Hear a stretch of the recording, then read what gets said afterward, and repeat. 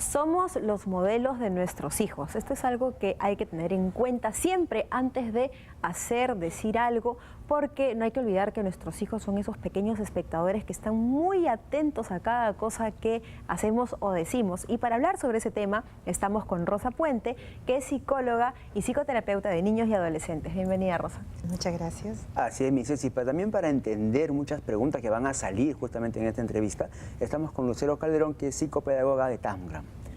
Bienvenida, Lucero. Gracias, Gustavo. Gracias, Cecilia. Un gusto. Bueno, los ejemplos, ¿no? A veces no le damos mucho peso a esta actitud, porque es una actitud, Lucero, ¿o me equivoco? Es una actitud y es una conducta también, las dos cosas, ¿no? O sea, hay una actitud y hay una conducta, depende.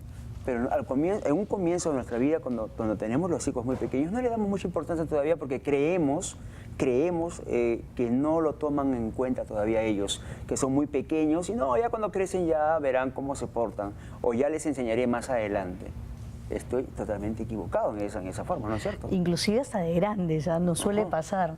O sea, no pensamos realmente lo importante que son nuestras acciones y en determinado momento inclusive pensamos que podríamos olvidarnos de eso pensando que no queremos que hagan lo mismo que nosotros hacemos. Entonces tratamos de no pensar en eso y finalmente los chicos copian el modelo, ¿no? Ahora, también están los papás que dicen, sí, yo lo hago, pero tú no lo vas a hacer. Exacto, sí, no, yo lo hago porque soy adulto, pero tú no lo vas a hacer. Por ejemplo, este tipo de cosas se puede ver mucho con el tema, por ejemplo, de los cigarros o de la ingesta de alcohol, entre otras cosas, ¿no? Pero digamos, es mucho más evidente ahí, ¿no? Sí, pero es más que todo es en el día a día, ¿no? En la cotidianidad. Tú le dices una cosa y te ven con la cara, por ejemplo, amarga y tú le dices, sonríe, ¿no? Y ellos te dicen, mamá, pero si estás molesta. Y tú dices, no, no estoy molesta. Entonces, yo creo que también es un poco darnos cuenta de cómo estamos actuando y de qué cosa estamos sintiendo y que nuestros hijos son como unas esponjitas, ¿no? Que están captando todo lo que nosotros estamos mostrando y no mostrando también. Esos papás que trabajamos todo el día y llegamos de muy mal humor, estresados a casa, estamos enseñándoles que también ellos cada vez que lleguen de la calle se comporten igual. O que se estresen y se angustien. Lo que decía Rosa es importante, ¿no? Con lo que tú dices, Gustavo, que a la hora, una cosa es lo que nosotros hablamos, la parte oral, y otra cosa es el lenguaje no verbal, que los actores además lo tienen tan a flor de piel. Y eso es algo que tenemos que tener muchísimo cuidado, porque además de estar cansado y fastidiado, si estás molesto, obvio, tu hijo va a saber que cada vez que se da una situación de cansancio, de fastidio, de estrés, hay que molestarse, ¿no? Ahora, también me imagino que tiene que ver con los mensajes contradictorios, ¿no? En el sentido de yo digo algo y expreso otra cosa, porque a la larga no solamente es el ejemplo que se les está dando, sino también esta suerte de inconsistencia. Y cuando uno está cansado, por ejemplo, es menos tolerante, ¿no? Y si tú llegas y reniegas, ¿no?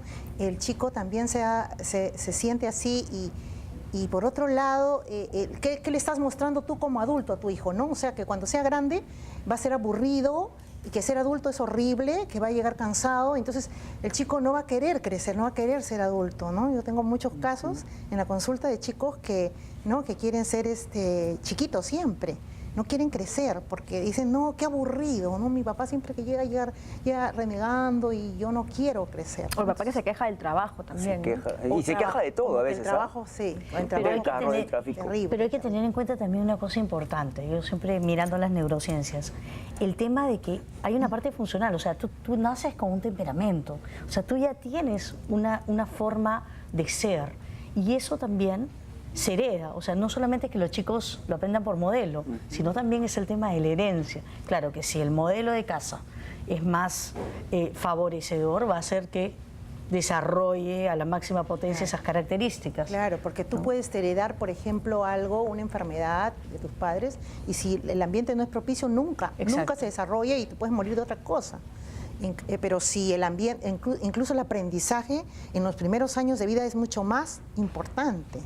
Por eso es que los chicos, también los hijos, a pesar de tener el mismo papá y la misma mamá, son diferentes los hermanos, ¿no? Entonces podemos traer muchas cosas de herencia, pero también eso sirve también como una especie de justificación ¿no? Como dicen, el que nace papanzón aunque lo pajen, ¿no? Entonces hay papás que dicen, no, yo soy así, tienes que aguantarme. Y no es tan cierto eso. Y en estos detalles tan pequeños como son las labores de la casa, si los papás, me refiero a los papás, no a las mamás, que no hacen nada, ningún tipo de labor en la casa, pero sí queremos enseñar al hijo de que tienda su cama, de que arregle sus juguetes, ¿no? Pero si no están viendo exactamente que el papá no, o sea, no hace eso, está esperando que la esposa lo haga. Claro. Entonces es otro mensaje negativo que estamos impartiendo. Claro, que tiene que ver con el machismo también. Estamos alimentando el machismo. Claro, ciertos esquemas, ciertos estereotipos, ¿no? Con el niño, ¿no? Y sí es cierto, incluso por ejemplo hay padres que a sus hijos varones no les regalan juguetes tipo peluches, por ejemplo, ¿no? Porque dice que esos son para niñas, ¿no? Y entonces, ¿qué pasa, no? ¿Qué pasa con estos mensajes que damos? Y después cuando están grandes los chicos tienen problemas de agresividad, ¿no? Sobre todo los chicos varones, ¿no? El tema del bullying, por ejemplo, que hay tanto, ¿no? Y en la casa también a veces hay alguien que injustamente a veces se le castiga, ¿no? Muchas veces. Entonces son cosas de la cotidianeidad y del día a día que a la larga, cuando el chico ya está grande, recién los padres dicen, ¡ay, mi hijo, qué hice! ¿Cuál sería la manera de conciliar ahí? Porque si bien es cierto, los padres, ok, ahora estamos aprendiendo eso, nos estamos dando cuenta, pero darte cuenta en el minuto a minuto, en el día a día, es un poco más complicado qué cosas son las que no quiero que mi hijo imite, ¿no? ¿Cómo? Yo creo que sale a la hora que ya empieza a ir, por ejemplo, al nido, o cuando lo ves en un ambiente más social. Porque cuando lo ves pequeñito, como que todavía le pasas un montón de cosas, ¿no? Sí, cierto. Entonces, ¿qué sucede? Ya empiezas a ir a un ambiente más social y de repente el tío, la abuela te dice, oye, pero mira ese niñito qué renegón es, o mira qué exigente, sobreexigente es, qué intolerante es, o sea, porque claro, de lo que estamos hablando acá son de modelos que no son muy apropiados, no estamos hablando de las conductas que evidentemente también debe haber en un ambiente así, ¿no? O sea, Claro, en positivo, claro. en buenos Lo que pasa es que modelos. los chicos aprenden lo bueno y lo malo, ¿no? Claro. Y a veces lo malo es más fácil y lo aprenden el doble, diríamos, salen corregidos y aumentados. Claro, y ahí es que afuera es que te comienzas a dar. Cuando dicen, por ejemplo, pero mira, ya no juega bien con sus amigos, o sea, el típico de las habilidades, es un renegón, o quiere que ellos hagan lo que él quiere, y en la casa de repente el papá o la mamá es así, Sí, ¿no? Entonces, cierto. yo creo que la mirada en cuanto a modelo, en el cómo dar, el día a día es muy difícil darte cuenta qué pasa y qué no pasa. Es en la situación más social, en ver, cuando va a un cumpleaños, tu hijo qué hace. Claro, y de repente ver con esos ojos decir, oh, yo hago Yo lo era mismo, así, o yo claro, era exacto. así. Ser Exacto. subjetivo, ¿no? Cuando Ser vienen a la reconocer. consulta, por ejemplo, los papás vienen porque el chico es muy agresivo, ¿no? Y de repente tú ves ahí que la mamá es muy agresiva con su hijo, ¿no? Entonces, a la hora que están conjugando, porque justamente en el juego se ve la conducta de los niños, que juegan, cómo juegan, ¿no? Y al muñequito, por ejemplo, le hacen que la castiga, y se ponen mucho más exigentes que la propia mamá, o la profesora, o el papá, ¿no? O sea, las figuras de autoridad. En el juego es bien importante que los padres observen también cómo sus hijos Estos cuando son más actúan. chiquititos. No, a cualquier edad. El juego, la imitación, el teatro, lo que hacen ellos, las mímicas, ¿no? O el cómo tratan, por ejemplo, además de lo que A sus dice Rosa, que es amiguitas. bien importante, exacto, cómo tratan a sus amigos, amiguitas. cómo se relacionan, se pelea mucho con los amigos o las amigas, reniega mucho o siempre critica. O sea, esos son indicadores para los papás que nos ven de qué cosa puede estar sucediendo. Oye, es muy criticón, o ya no quieren jugar con él, no lo invitan tanto. ¿No? Entonces, ¿qué está pasando? Y muchas veces los papás dicen, ay, es que yo, ¿no? Lo que decía Sí, pues. Sí, yo tuve un caso de una niña que, por ejemplo, en su casa sus padres se mostraban desnudos en la casa, ¿ya? Y entonces, pero sin embargo ella estaba en un colegio de monjas. Entonces hicieron una pijamada un día y jugaron a las prendas y la niña se desnudó porque ella veía siempre que sus padres se desnudaban. Entonces, la monja, bueno, es decir, llamaron a la directora del colegio, etcétera, todo un problema, ¿no? Yo le pregunté a la mamá, le digo, ¿y por qué la has puesto en un colegio religioso? Dice, no, para que aprenda el alemán, para que aprenda idioma. Digo, pero es un colegio que tiene ciertas reglas. Claro.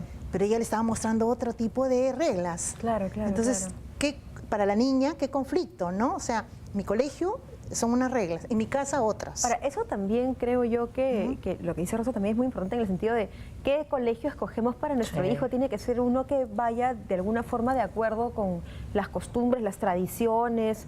La línea educativa que queremos impartirle también. Claro. ¿No? Ahora hay líneas, hay alternativas. Pero Sí, y muchas hay- veces hay- no escoges eso, o sea, lo que escoges es justamente, Lo contrario. es que yo quiero que mi hijo, lo hablaba hace poco con unos papás de un niño muy pequeñito, es que yo lo puse en ese colegio porque yo quería que lo formateen, porque como en la casa hace lo que quiere, como quiere y cuando quiere, entonces ahí me iban a ayudar porque es bien estricto, pero si en la casa... no son estrictos. Graso error. Claro. Porque el chico sufre. Otro doble mensaje que a veces impartimos, veo que son varios, ¿ah? O sea, estamos llenos de doble mensajes en cada cosa que hacemos. Es el saludo a los vecinos, por ejemplo. Los papás no saludan a ningún vecino porque no les interesa o porque tienen su propio motivo que no quieren saludar. Pero sí exigen que el niño, oye, se saluda. Sí. Pero ¿cómo va a saludar ese niño si no aprende? Claro. Si no le Si no le enseña. da- No te cueles, espera tu turno y a la primera que puedes con el carro, con todo, estás viendo de qué manera te metes. Entonces, en Perú sobre todo creo que lo que necesitamos es revisar un poquito los modelos que estamos dándole Los a los modelos y escuela los para modales, ¿no? Los modelos y los modales. Justamente de eso que estamos hablando ahorita, ¿no? Ya los hijos a veces están captando dobles mensajes, pero ¿cómo hacer ahora para que los hijos se corrijan? ¿O cómo hacemos? ¿Modificamos o corregimos? Regresamos después del corte justamente para hablar de ese tema. ¿Debo modificar la conducta de mi hijo o qué debo hacer? Ya volvemos.